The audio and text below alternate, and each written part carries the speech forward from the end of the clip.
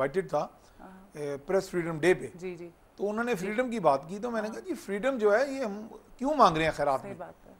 आप खुद फ्रीडम मेरे दें। ख्याल से काफ़ी फ्रीडम है ऑलरेडी हमारे पास। हम already। यहाँ कॉल लेते हैं। हेलो, फिर कॉलर भाग गए हैं, चलें दोबारा कॉल कीजिए। ठीक है, आप क्या बात कर रहे थे फ्रीडम के हवाले से? जी मैं ये कह रहा हूँ कि हम ये कैसे कह सकते हैं कि जी हमें फ्रीडम दें। सही, आपको हुकूमतें या जो मुक़तदरा हल्के हैं ये एस्टेब्लिशमेंट कैसे फ्रीडम देगी? सही। सैफुर रहमान साहब ये बताइएगा कि गवर्नर पंजाब सलमान तासीर और वज़ीर क़ानून के दरमियान बड़े लड़ाइयाँ चल रही थी और जुमलेबाजी, आप जो है दोनों पार्टीज़ के जो आला अरकान है वो खुलकर एक दूसरे के खिलाफ जो है बयानबाजी कर रहे हैं, क्या क्या वजह है? इसमें कुछ हलकों में ये ख्याल पाया जा रहा है कि ये वही एक वेव चल रही है कि पीपल्स पार्टी के अंदर एक सोच ये पाई जा रही है कि हमारा जो माजी था जिसमें हमारे साथ एस्टेब्लिशमेंट जो थी वो कभी भी अच्छी नहीं रही। सही। तो एक centre of the right, centre of the left of the centre, right of the centre parties की एक डिवाइड थी, वो क्या वो डिवाइड नहीं रहेगी। अब वो अप्रोचेज में नज़रियाती वो किस्म की पॉलिटिक्स हमारे यहाँ देखने में नहीं आती। अब आपका मोडस ऑपरेंडाई की सारी कि मेथोडोलॉजी की है कि आपका तरीकाकार गवर्नेंस का क्या है, उसकी सारी रह गई है कि अवाम को आपने मैसेज देना है कि जी हम वी कैन डिलीवर और हमारा तरीका ये होगा। जैसे कुछ लोग समझते हैं कि जी पीपल्स पार्टी के पास एक्सपर्ट्स इस तरह के हैं, कुछ समझते हैं जी नून लीग के पास ज़्यादा अच्छे एक्सपर्ट्स हैं जो मईशत को चला सकते हैं। तो लोगों ने तो अपने मईशत रोज़ी रोटी की बात करनी है, उन्होंने देखना है कि हमें निजात कहाँ मिलती है, इंसाफ कहाँ पे मिलता है। यहाँ पे ये एक कुछ हल्के ऐसे हैं जो ये बैड ब्लड क्रिएट करने की कोशिश भी कर रहे हैं, इस मौके की तलाश में रहते हैं, लेकिन यहाँ पे हमें वॉचफुल रहना पड़ेगा। और ये मेरा ख्याल वज़ीर आज़म साहब का जो यूसुफ रज़ा गिलानी का रवैया इसमें जो रहा है वो बड़ा पुख्ता कारी का है। उन्होंने बारहा ये कहा है कि ठीक है आप अपने अपने वो जो एक तलखियाँ सी हैं वो आपके अंदर अगर हैं भी तो उनको थोड़ा सा ज़रा वक्ती तौर पे दबाया जाए। तो ये मुफाहमत की पॉलिटिक्स के ख़िलाफ़ है। और ये अचानक क्यों हुआ, ये यही हुआ कि क्योंकि कुछ दबाव में महसूस कर रही हैं हमारी पार्टीज, ख़ास तौर पे नवाज लीग एक जगह पे कुछ दबाव महसूस कर रही है कि पीपल्स पार्टी जो एक गेम खेल रही है वो हमें कहीं आउटविट ना कर ले।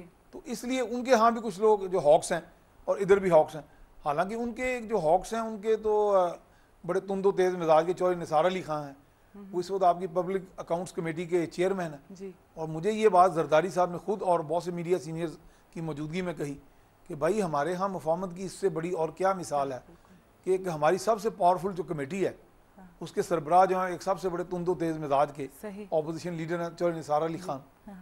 तो ये समझ रहा हूँ मैं कि ये मुफाहमत की भी मैं बात जो कर रहा हूँ ये उनकी अच्छाई है, क्रेडिट हमें देना पड़ेगा पीपल्स पार्टी की कायदीन को, लेकिन ये भी खरात में नहीं आई, ये हमारी ज़रूरत है। जी सैफुर रहमान साहब, वक्त हमारे पास कम रह गया, आखिर में मैं आपसे ये जानना चाहूँगी ये जो अब इस सारे तनाजुर में हालात किस तरफ जा रहे हैं? देखिए जी हालात के बारे में दो राय हैं। एक तो लोग समझते हैं कि ये डिके और बढ़ेगा जी, ये ज़्यादा ख़राबी आएगी। मैं ये समझ रहा हूँ कि अगर ख़राबी भी आएगी तो जिसे अंग्रेज़ी में कहते हैं कम टू अ हेड, यानी इस खराबी को अगर बढ़ जाती है तो खराबी के बाद भी एक लॉ ऑफ नेचुरल जो सिस्टम है, नेचर का भी एक सिस्टम है, तो नेचर ने उस खराबी को ठीक करना है, ये बेहतरी की तरफ जाएगी। हम एक्सपोज हो रहे हैं, मैं समझता हूँ कि इस मुल्क के अंदर जितनी भी कुव्वतें हैं छोटी बड़ी वो सब एक्सपोज हो रही हैं। ये उनकी अब आवाम की तरफ से उनका मुआखजा होना है, आवाम की तरफ से उनका मुहासबा होना है, और ये मुहासबा जो है ये बिल आखिर आवाम के हक में जाएगा, आवाम के हक में जाएगा जी, ये मैं महसूस कर रहा हूँ। इस आवाम में वो सलाहियत आ गई है। ठीक है भटके हुए लोग भी हैं हमारे यहाँ एरोगेंस भी है, हम थोड़े से ज़िद्दी भी हैं, तुंदो तेज़ मिजाज के भी हैं, इंतहा पसंद भी हैं, लेकिन ये जो एक पूरा इर्तिकाई अमल है, इंटरेक्शन है हमारा मैसिव, वो मैसिव इंटरेक्शन है कि हमारा बहुत बड़ा एजुकेटर भी है, वो हमें तालीम भी दे रहा है, हमारी इस्लाह भी कर रहा है। तो वक्त के साथ इस कौम में बहुत सी सलाहियतें हैं, तो इसलिए मैं इस कौम से बड़ी बड़ी बड़ी उजागर करने की जरूरत है, उनको उजागर करने की जरूरत है। लेकिन वो सिर्फ हुकूमत का काम नहीं है, उसमें हमारे तमाम वो लोग जो साहिब सरवत हैं, साहिब हैसियत हैं, या जो साहिब दानिश हैं, उनकी भी ये जिम्मेदारी है कि वो अपना ये काम संभालें और बगैर किसी इंतज़ार किए कि जी हमें यूसुफ रज़ा गिलानी बुला के कहें कि भाई आओ तुम्हें मैं प्राइड ऑफ परफॉर्मेंस देता हूँ। तो ये मेरे लिए प्राइड ऑफ परफॉर्मेंस नहीं है कि मैं कोई ऐसी बात कह जाऊँ जो 10 बंदों की इस्लाह कर दे, जो मेरी ही इस्लाह कर दे। तो मेरा ख्याल ये अगर हम रोल अगर अदा करें तो आई थिंक बहुत शुक्रिया सफर रहमान साहब आपका, और आपने बहुत अच्छा एनालिसिस हमें पेश किया। हमारा ये वाला सेगमेंट यहाँ पे ख़त्म होता है और आपको बताते चलें कि ब्रेक के बाद हम आपको मिलवाएंगे अपने नेक्स्ट सेगमेंट में माहिर ग़िज़ाइयत डॉक्टर शैला रज़ा से। देखते रहिए मॉर्निंग मसाला।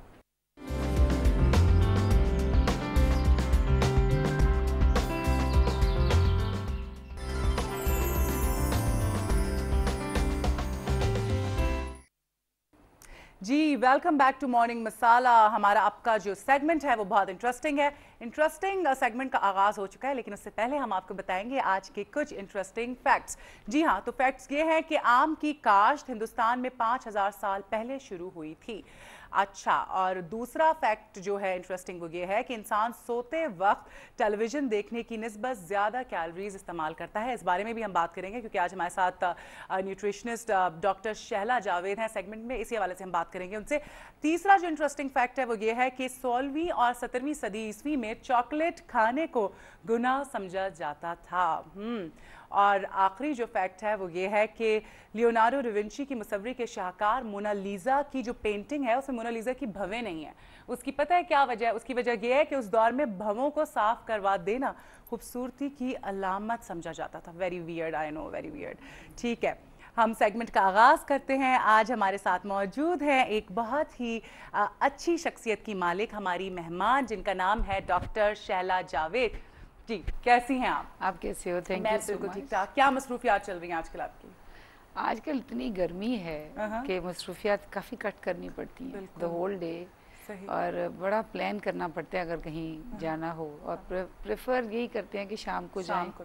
और शाम को आजकल अगर एक्टिविटीज़ हैं तो सिनेमा हॉल्स आजकल बहुत बने हुए हैं। हाँ सही बात है।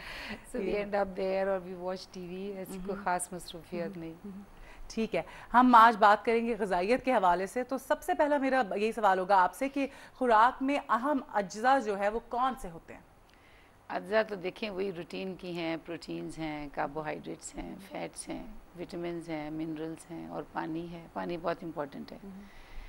अब कार्बोहाइड्रेट्स में अब ज़्यादातर अब डिटेल्स में जैसे हम चले गए हैं इन न्यूट्रिशन, अगर हमने एक आम राय भी देनी हो तो उसमें हम कार्बोहाइड्रेट्स में फर्दर हम स्प्लिट कर देते हैं कि इसमें फाइबर्स कौन से हैं और एब्जॉर्बेबल कार्बोहाइड्रेट्स कौन से हैं और कॉम्प्लेक्स कार्बोहाइड्रेट्स कौन से हैं। वो सब फिर अब रफ्ता रफ्ता अपनी अपनी इम्पोर्टेंस लेते जा रही हैं ग़िज़ा में।